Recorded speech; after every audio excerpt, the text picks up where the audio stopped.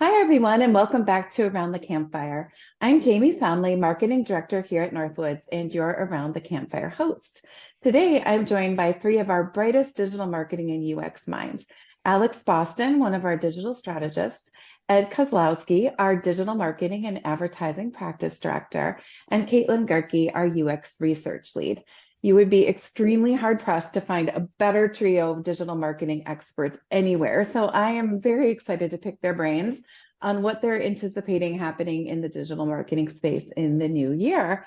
But before we dive in, and since there are three of you joining me today, I'm going to keep our personal trivia time a little bit brief.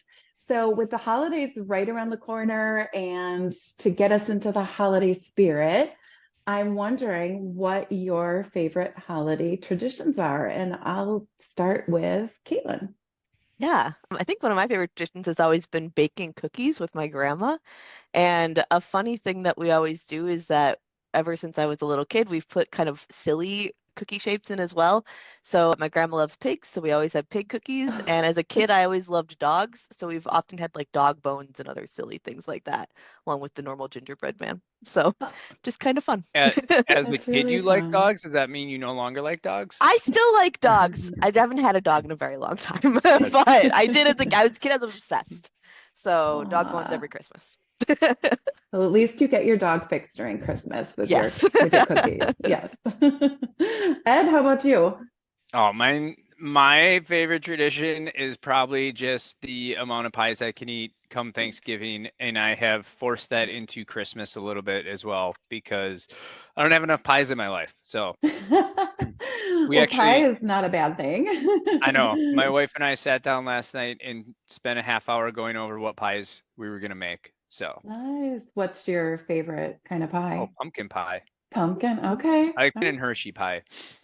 Pumpkin and Hershey. What's Hershey Hershey. pie? It's like chocolate pie with Hershey's. It's made with Hershey chocolate, but it's so Oh, good. It's so good. wow. That sounds like very decadent. It is.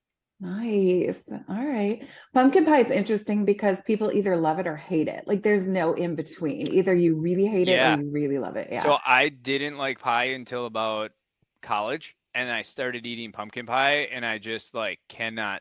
I love pie. That's awesome. I like it. All right. Alex, what's your favorite holiday tradition? I also agree. I think we should normalize all year pies and not Agreed. just relegate them to kind of holiday time as they tend to do. We should just have them all the time.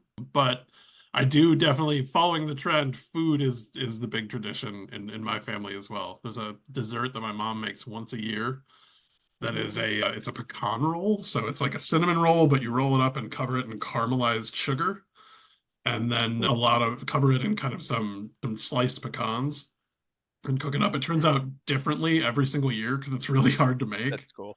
I want But that. it's Yeah. extremely good, and Wow, that it's one of my sounds absolute delicious. favorites. Oh my So goodness. when are you gonna make this for the office? Yeah. I cannot make this. Yeah. I've tried a few times. I cannot do it. So it is just too. It's beyond me.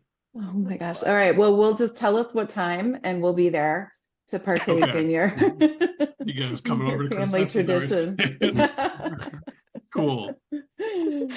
All right. Awesome. Well, thank you guys for sharing that. It's always fun to kind of learn something new about all of you. So I appreciate that. So I'll just kick off our discussion by you just generally noting there's been a ton of change in the digital marketing and UX space this past year, which is not anything new. We see tons of change every year. But this year we had kind of the ongoing third-party cookie deprecation saga, the move from GA3 to GA4, continued emphasis on quality content development for SEO despite all of the Google algorithm changes, things like the ongoing evolution of AI and the constant ad platform updates and privacy, and you name it, it's been a ton of change. So with that backdrop, I'll kind of open it up to all of you just to kind of talk about what are you anticipating or watching for in 2025, and what would you recommend marketers and advertisers keep an eye on? Any trends that you think are going to take off in the new year? general predictions, anything that you feel marketers should really be focused on when it comes to digital marketing. So I'll let any of you kind of go ahead and dive in. I think the easy one that impacts, I mean, all of our different unique expertise areas is AI. I think on the website side of things, where I spend most of my time, I think we're seeing it a ton in web development in different ways, both in content writing, but also in like image creation for sites and things like that. And I think the thing that I always think about when I think about AI is that it's a really powerful tool, but it also has a lot of cons and Mm. potential gray areas to be wary of. So just to focus on websites and all the other to talk more about content and things like that. But you know, images I think is a big one on websites right now is AI generated imagery and does it have a place on sites? And I think for a lot of sites or a lot of images being created with AI, they tend to look fake, whether someone Mhm. knows that they are fake or not. And so I think the thing we have to be careful about is like, while it's really easy to use AI imagery to like make a whole bunch of images for your site, I think there's also the fear of alienating an audience because everything feels, weird. Someone might have a secret two left pinky fingers or something strange like that going on too. So it's just something that's like it's a nice convenience, but like finding the places where it's valuable versus the places where it saves time but doesn't actually improve that user experience. Yeah, and kind of taking that to the digital ad side, Google is more and more creating a campaign creation experience that is, you're creating everything, but it has AI incorporated, and that can be it says it's AI to generate new keywords. It's really kind of like their keyword planner tool. But then like, hey, now you can generate headlines based off the landing page and descriptions as well as imagery. And there's like literally image tools in it, but it gives you really generic things. And I think it can be a tool to help you get started if hey, your graphic team can't get you images for a while. But to Caitlin's point, the images are very generic. Even the headlines and things are very generic. And you need to spend time putting in creative things and doing the creative side of marketing if you want to get that personalized experience, not just on the site, but also in the ads that people are seeing. Because if you're generating just AI ads, I just don't think you're going to get that personal touch, and it's not going to resonate with people, at least for quite some time. Yeah. Yeah, I Yeah. think there's two arenas where I see AI really making a difference, and the first is definitely marketing automation Mm-hmm. and how people are approaching that. And the tools are getting more sophisticated in curating that experience, kind of like what Ed was speaking to on the ads front, where it's kind of another level of personalization that we're seeing people become able to do in their marketing campaigns, where they're kind of reaching out to customers based on a lot of different parameters at Mm-hmm. different points using different campaign tools. But I also think just in general, the most immediate impact of that is search. Like what we see now, where you have a solid third of the first results page is now AI search results. And it's even harder than it already is to get visibility into how Google is ranking things than to understand how those AI algorithms are working because they're so complex and hidden behind closed doors as to how they're actually prioritizing content. So it can feel a little bit like it's devaluing the value of being on the front page of Google because you're pushing down that top rank, and now there's our new arbitrary set of guidelines for how your ranking is being decided in those AI search results. But I actually think it's the opposite from what we're seeing in traffic, is that it's driving more and more searchers to the front page of Google only, and they're just relying on that front-loaded page, and they're never, I mean, it's been true for a while that most people don't make it to the second page, the mass majority. Yeah. Now it's almost literally zero that go to the second page. So it's just extremely important to be in that 1 through 10 ranking spot on Google as far as search goes, so that you have a greater chance of showing up in those AI results as well. So there's a lot of different functions and features that AI is feeding into the search experience too, that I think transform how we approach content a little bit. And I think to kind of build on that in the search experience, I think one thing I can be very, very confident of, no matter what Google does with the AI on the search results and what it gives you, they're going to make sure that ads get their clicks and have their visibility, because that is how Google gets paid. So I don't think we need to be concerned in the long run that it's going to hurt the ad space. It might change the ad space to some extent over time, but it's always going to be prominent. So it's going to be an effective tool, and you're going to need SEO and ads no matter what to get in front of people, even with this AI stuff here. Yeah, the one thing that I'm looking at for the future of AI is there's already been some interesting legal ramifications for websites. So there's nothing official, but every time there's like a new technology or a new way that we're generating things, I feel like it takes a while if we ever get to the point of having actual, ways of regulating it. But I think right now there's a lot of questions about the legality of copywritten text and copywritten images on websites. And it's kind of a gray area right now because you're generating text and you're generating images from already created works. So where does that line in copyright actually lie? And we don't know yet. So I think looking to the future and looking at predictions, I don't think I have a prediction about which way it's going to go. I'm definitely not a lawyer, but I think it's something to definitely, if you are looking at using AI to create content, create imagery, and use it publicly to represent your business, is something you should definitely be keeping an eye on because we don't know what those legal ramifications are going to be in the future. Maybe it'll be fine, maybe it won't be, and you don't want to get caught up in that. So that's probably my biggest prediction and thing to keep an eye on. That's a good point.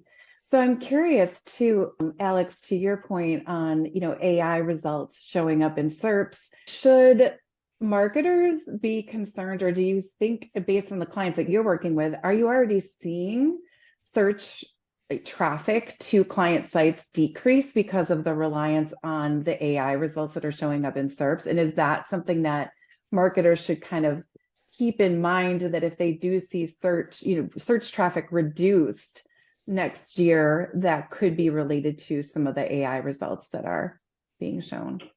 Yeah, I'd say it's when the initial rollout came about, I'd say it started out that way, as there were some clients that were in the number one, number two spot that we saw that started seeing a little bit less traffic because they weren't winning the AI search results. So it kind of felt like for a little bit there, the result that we'd fought really hard to get was being someone else was jumping the line for criteria that we didn't really understand. Like, why was this, ordinarily rank 8 or 9 search result being attached to, because it usually recommends a couple pages along with the sort of AI snippet that it pulls of text. It'll pull a couple sample pages that might be relevant. And sometimes those pages that it pulls are not the highest ranking ones. They're ones that are pulled from other rankings. And so it was a bit of a mystery at first as to why you were just getting to jump the line and be in the top spot in search, even though you were, according to the algorithm, at least, you would think that that was not as relevant or as high quality of content. So I do think at first we saw that it's getting a little bit better, but I'd say as people have leveled out and gotten used to the search feature being, or the AI feature being part of search, we're still seeing a lot of traffic flowing through to just plain old organic search clicks. But we do also, I would recommend that people look at, when you're looking at your search rankings, start including the other search features and what you rank for in your analyses. So not just keyword rankings, but the people also ask, and the other sort of like the image searches that you're associated with, and take a more holistic view of all of the ways that people can experience your search result, because there's a lot of different ways that people can encounter your content now in search. So it's not just about where are you sitting on that ranking field, but those rankings still have tremendous value. And we've seen a lot of clients kind of shift back upwards as things have stabilized and people kind of understand how to interact with the new tools. That's good to know. So this is kind of like a little out of left field because we don't talk about this as much these days, but what the heck is going on with voice search? Like, the whole discussion around AI just made me think of voice search too. And are we still seeing people use that? Yeah. And okay, yeah. Yeah, sorry to interrupt. Yes, No, go absolutely. ahead. That's like one of the things I was jumping the bit to talk about, because that's Okay. a new thing, that like optimizing content around conversational speech is kind of, I think, something that's going to come into the next kind of level of search here, because that is still a very frequently used thing, and it's a lot of AI algorithms are used to understand content that way and frame it up, so that Google can understand what those contents are, or what the content is about, but it's based on the patterns of just regular conversational speech. So even, headlines and text that's written in a way that emulates speech can sometimes be preferable if it, kind of lines up with what people might search if they were speaking aloud, asking a question. So I also think we'll see that. I think we'll see a rise in, we've already seen some of it, of question keywords, like people actually asking a question, and then that being a part of how you optimize text for voice search. But yeah, that's definitely a growing area. I think too, over time, if AI gets to the point where it's actually having a conversation with people, that's going to Yes. become more and more important within search, because I think when voice search came out, it didn't take off quite like we expected immediately, because you could interact a little bit. You could like say, hey, what's the weather in Milwaukee? And then tell me the traffic here, and it would know you were still talking about Milwaukee. But like, I don't know, it wasn't that useful, right? So people went away from it. So I think it's going to become more and more prominent over time here, because AI is going to take that step, and we're all going to be Tony Starks, where we're talking to AI all the time to do things. That's funny. It is. So what are some of the other things that you guys are kind of keeping an eye on in the new year? I think for me, one thing I've always felt will happen long term, and it's not happening fully yet, but Google's pushing more, Google Ads specifically is pushing people more and more into audience-based campaigns. They're really pushing their PMax. They want you to update your display, which is audience-based, over to Performance Max. They want you to do your dynamic campaigns, which are actually search, over to Performance Max. I think it's a long road before we get away from keyword targeting, but I do think there's a time when we're not targeting keywords as much as we are really focused on targeting that audience. And I think the reasoning behind that is, if you think about when people are searching, they don't always know what they're looking for. Their keywords might not even be in the right spot, or they just don't know yet that they want your product, and getting in front of them while they search other things that might be relative that you would never bid on, I think has a really good foundation long term, once it can be done well and effectively, right? So like, tangential searches don't necessarily bring in a lot of good traffic sometimes. Sometimes they do, but you want to be able to weed out that bad traffic, which we try to do through keywords. But I think at a point, it will be the audience targeting that gets us there. And that is happening more and more. That is kind of what Performance Max does, to a little bit of an extent.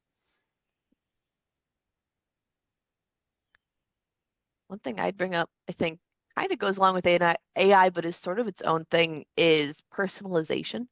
Mhm. And I think on the website side of things, we've already been seeing it for the last few years of different CMSs incorporating ways of personalization. The most common one being, if someone goes to a page, I'll use a university site because I spend a lot of time looking at those. They go to a program page, they're interested in applying for the school, and they're interested in a certain program and degree. The next time they come to the website, the homepage has all imagery and text about that degree program that they're interested in. Mhm. So it's Mhm. personalized to their previous experience on the website and other things that we know about that user. And I think we've seen it a lot in the last few years, that becoming a more and more important thing. But I think we're seeing it even more now, as again, that technology is like filtering down. So previously it was only certain CMSs that could even allow someone to easily do that. And now it's becoming much more commonplace of a tool that's out there for people to use. And so people want to use it, which makes total sense. They should. They have it at their fingertips. I think the other thing that makes it so powerful is kind of to build on what I was just saying, is that where websites are also kind of being expected to be more personal to the user on them. Users online for many years now have been just inundated with so many different things, and they want to be able to get to a website and accomplish their task easily. And so the more personalized that website can be to what they need, the better for them, because they can do what they're looking for faster, and they can get the information and the experience that they're looking for faster. So part of that comes down to just having a good website navigation and good content and knowing the needs of your user. But when you add personalization on top of that, it can make that experience even stronger if it's done well. So I think all of this and the rise of personalization and this, needs online, for me, just really brings it back to, I think it's more important than ever to make sure that you have a really solid understanding of who's coming to your website and what they need from you. I think, with so much going on on the digital space, the more you can go and have data that says, I know exactly what someone needs to do on my site, and I know Mhm. how to optimize my site's content and the structure to meet their needs, I think the better. But it's especially important if you're doing personalization, because personalization can either be incredible But if it's done bad, it makes your website experience 10 times worse than if you didn't have it at all. Mm, So mm. I think, if you're going to be looking into that, or even if you just want to make sure that, users can use your site successfully, taking the time to make sure that you do some surveys, some focus groups, even just making sure you're spending time looking at your analytics is going to be so important to making sure that your sites are successful going forward as that just becomes more and more popular. Yeah, I that's think such a great point, Caitlin. I'm sorry, Alex, go ahead. You go no, ahead, you're Alex. fine. I was just gonna say, I think that's the point about user intent is a really important one right now, and really understanding why someone's coming to your site and why they're accessing the content you offer. I think that's important at all ends of the process now. It's always been important from a UX perspective. I think it's important from a search perspective more than ever now too. And just making sure that you're shaping the content around and going after even the keywords that have a very specific intention, because the algorithm is getting sophisticated enough where it can understand, roughly why someone is searching for this, not just what the term is, but what they're trying to get when they actually search for that. Is their intent commercial, or is it more, just trying to learn about something? And so aligning that with what your goals are and focusing around that, said algorithmic insight, I think is important. And then also driving that all the way back to what content you're offering up and what the experience then is like on page. And then ideally, you would integrate that with the personalization element even further. Obviously, that's a lot of moving parts. Mm, And like Caitlin said, very easy to mess up. So I think it'll be a while before people get it perfectly right, and interact with all this stuff together. And it's always a process, but it's definitely a good goal to try and figure out in the next year or so, how can you use all these tools and make them work together for your users' intent and what they're looking for. yeah, that's a great point too. My question was going to be, how does privacy play into personalization, and what are you guys seeing, happen in that space? From a user perspective, is there a point where they're freaked out by the personalization and don't like it? To your point, Caitlin, it's a bad experience at that point, and how does that information collection piece play in? I can start with this. So to start, I think it greatly depends on where you are in the world. So the EU has just a much more strict privacy regulations. So if you're doing business in the EU, if you have users coming to your site and you're targeting users in the EU, they've got just GDPR and other stuff that, I know is beginning to brew and coming out soon regarding accessibility and Right. privacy in that regard. So I think that plays an issue in it. I know there's some of that is coming in different states in the US as well. So in terms of data collection, you want to make sure that you're following in line with those regulations and making sure that everything is technically set up on the back end to make sure you're following any legal regulations regarding collecting user data. In terms of just sort of perception and user feelings on privacy, I think that is also something that's become a lot more Yeah. prevalent and talked about for sure, especially as so much more has come online and, we're sharing so much more online, we're doing so much more online. The question then comes into, well, how's our data being stored? Especially with just, we've spent, however many years now with constant learning about data breaches and hacking and, wanting to make sure that we're protecting the data that we're sharing. So it's definitely a concern. And I think users are very aware of it. From a personalization perspective, I think there is a line between helpful and creepy. And keeping in mind, just because you can personalize something doesn't always mean that you should. So, what I always go back to is, again, I think what we've all been talking about for a little bit, that user intent. Why are they coming to your site? What are they trying to do? And what types of personalization would make that more impactful or more helpful? So, the university one is a really easy example for me because if I know that a student is interested in a program, it's not creepy to basically, if they've spent a bunch of time on that page, they've clearly showed that their intent to be interested in that, to show some more imagery about that, to show that that's a focus for you and to make them feel more comfortable about that choice of applying there. That's not super creepy. If they're still looking at a lot of different programs and there isn't one clear answer, if you choose wrong, well, that could be kind of off-putting. And also, if say they look at a page for like less than a minute and then leave your site, and then the next time you're like, oh, you're really interested in biology. Well, that's also a little bit like off-putting, and how do you know that? And like, I don't feel like I told you enough about myself for you to make those decisions. So that's like an easy answer.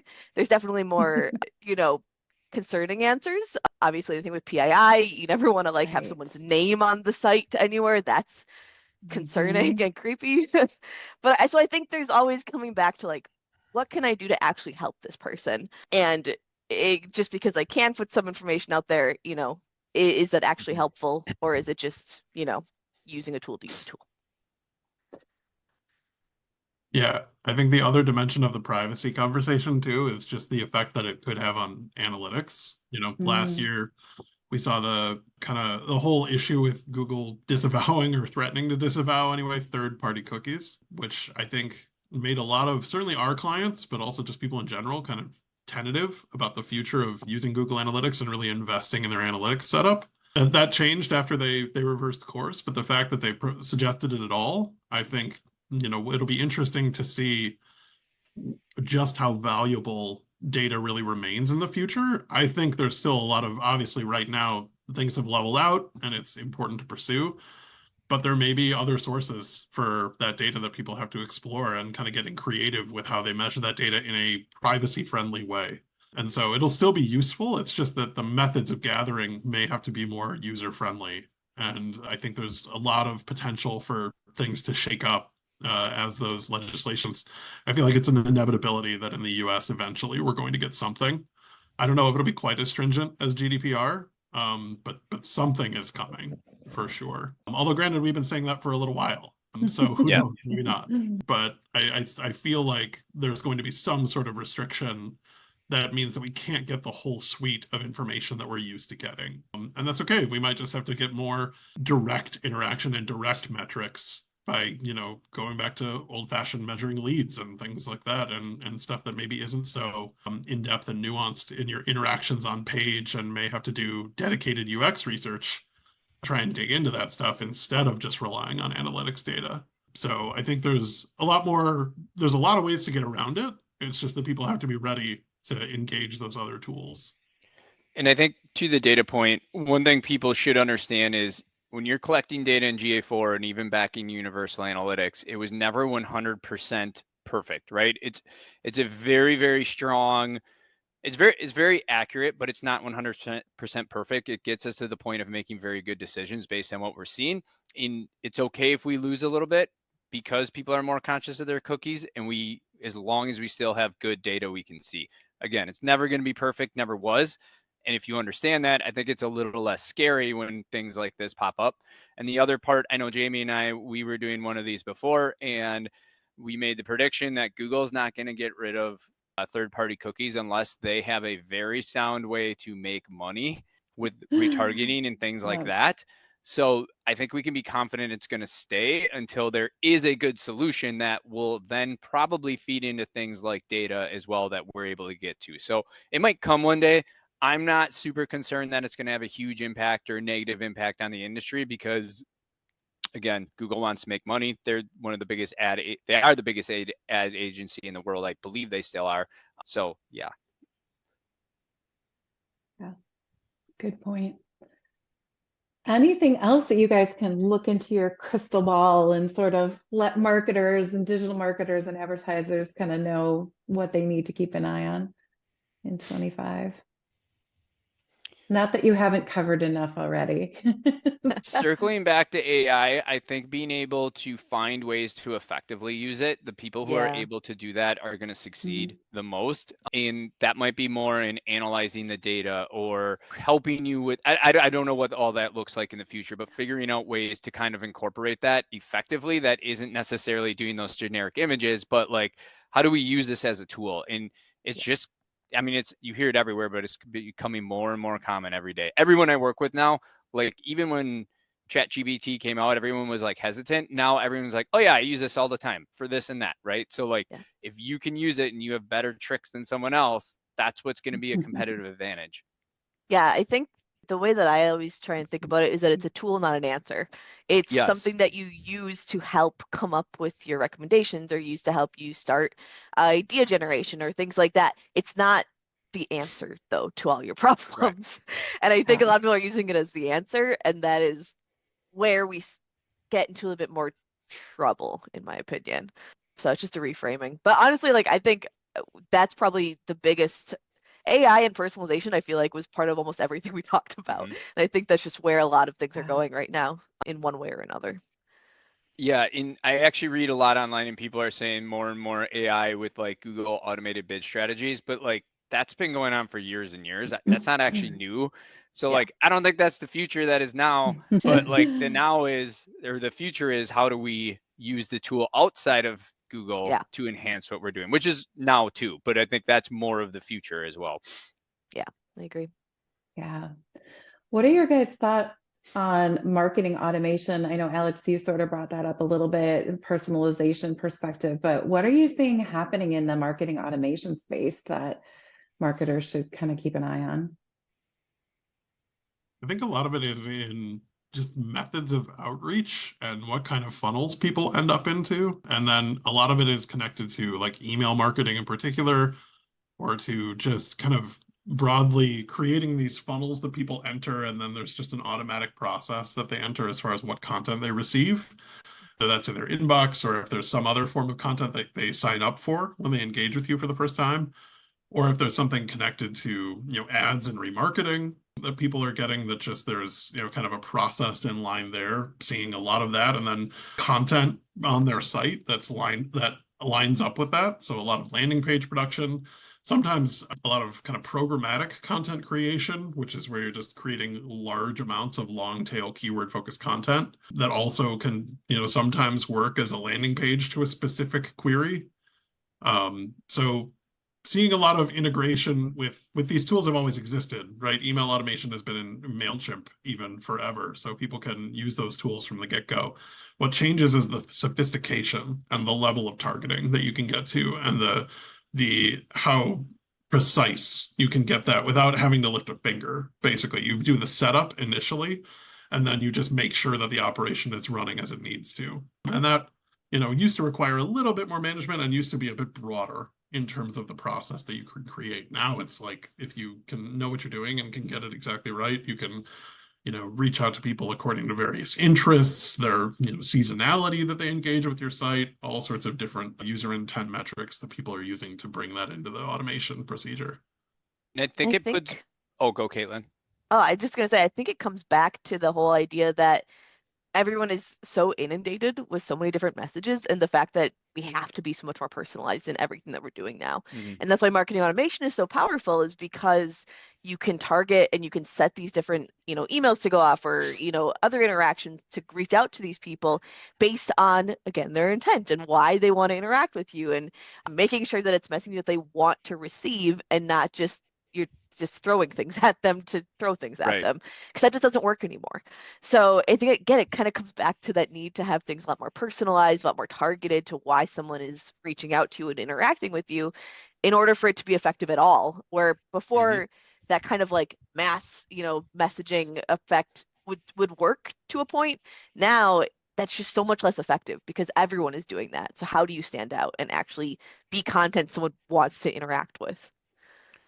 Yeah, and what I was going to say kind of plays into that is, as you get it set up and it's kind of operating a little more on autopilot than it used to be, that doesn't mean there's no work. Now your question becomes, how do I enhance this overall? And Yeah. that might be a focus on creating better content, in understanding what really works and going back to understanding who you're marketing to and getting like, even if you know it over time, you should be refining and understanding little shifts in it or improving what you knew before and making adjustments to that content, because standing out is harder and harder to do. I have 100 automated emails sent to me every day on my phone. I don't look at Yeah. any of them. But if I am looking for a sale, right, I can look through and find ones that have the right message for me.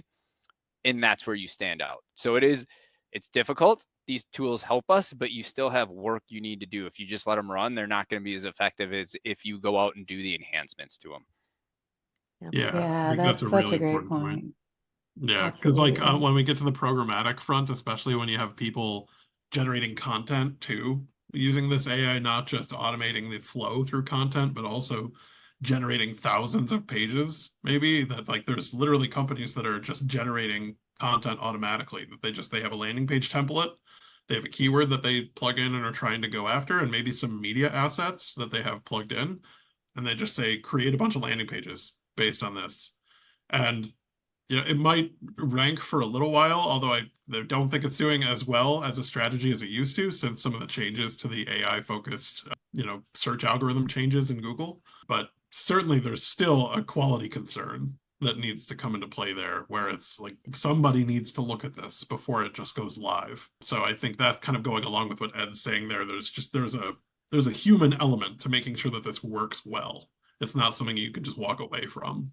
Yeah, and I think to that, the question always is to ask yourself, these automated tools come in, it doesn't mean your job's gone. It means, how do I do my job more effectively or do more, right? That's what it's really Yeah. allowing us to do, is do more things, Yeah. or more effective things. So it's all perception, I think, on how you view it, which allows like Alex to go in and do different things of content, or Caitlin on the UX side go make more decisions and changes to a website than she could have before because she has better data at her fingertips. Yeah, it kind of sounds like all of our trends have kind of come down to quality versus quantity. Yeah. Um, Yeah. how we while we have access to a lot of quantity, we still need to focus on the quality in order to be Yeah, effective. and that's difficult to like find sometimes, of what you Yeah, should focus on, and that's a challenge in itself.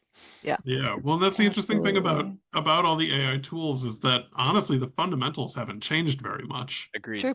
It's just that you need to make sure that quality is still important, relevant content is still important, establishing authority is still important, Yeah. having a good UX still important, Mm. Yeah, having a good targeting Yeah. strategy for digital ads still important.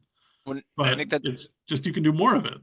yeah, yeah, and that's a great point, Alex. When Google's done algorithm updates, if you like historically read about them from way back in 2012 or so when I started up until now, it's all pushing towards the same thing. They want more quality on Google and they want a better user experience. That's the core of what it's doing. The changes might have slightly different things they're attacking or adjusting to get there, but it's like future proofing yourself. You build a quality website with good content, not just AI driven stuff. You're future proofing yourself when Google gets more sophisticated and pulls out more and more AI stuff that's been written that way. You're in a better spot. So I think it's thinking in that sense. The fundamentals will remain the same. It's how you go about serving that, serving better content, serving better ads, right? How do you get to that point? Yeah, absolutely. And all of this discussion is kind of reminding me of the customer journey. And to your Mm-hmm. point on quality, Caitlin, too, and all of your discussion around intent, you have to know your customer. You yeah, have to understand their pain points. And that still is the core of really good marketing, is understanding your audience, understanding what they need and want from you, and wrapping these tools and processes around that. Are you guys still seeing clients kind of struggle through customer journey mapping? Because I know there's a lot of struggle around that. It can be difficult to kind of map out that whole process. I think the main thing that I experience with that is a general perception that they don't need to do it because they already understand their customers. And I think Interesting. Okay. as and I think not everyone. Obviously, we still work with a Right. lot of people who we help through that journey, but I think that that's probably the biggest pitfall people are making right now, especially after how much we've talked about knowing your customers being Yeah. the biggest, most important thing you could need to know really right Mm-hmm. now with all of these different Mhm. aspects of your marketing and UX. I think that is, I think the biggest mistake people are making is not taking the time to go through that process, to get data about your customers and to really understand what their needs are, what they Yeah. need from you, and then to map out how you can reach them. Because I think along with all these great tools we have for, content and AI and all this cool stuff, we also have even more tools for learning about your customer. We've the most data we've ever had right now, and the most different processes we can go through to really understand that customer experience. So I think if you really do want to embrace all of these new technologies and you target your customers and personalize all of your experience, your user experience, your marketing to those customers, I think that you're doing yourself a disservice if you're not taking the time to gather that data and to really map out that customer journey thoroughly before you get started. Alex, Caitlin, thank you so much for joining me to share your expert insights and your look into the crystal ball of what you guys are kind of anticipating happening in the new year and beyond. So Thank you so much for joining me, and thank you to everyone for tuning in. This is our last new episode of Around the Campfire for the year. And since 2024 has been our inaugural year for this podcast, I do want to especially thank everyone who's tuned in and supported it. It has definitely been an adventure but a very fun one. And we very much appreciate your support and look forward to you joining Around the Campfire again in January. And if you want to check out something fun to get into the holiday spirit, check out our digital adventure calendar at nwsdigital.com/holiday card 2024. And if you'd like to catch up on previous episodes of Around the Campfire, visit our podcast playlist on YouTube or our website at nwsdigital/around the campfire. So thanks again, everybody, for joining us. Have a wonderful holiday season and Happy New Year, and we'll see you in 2025.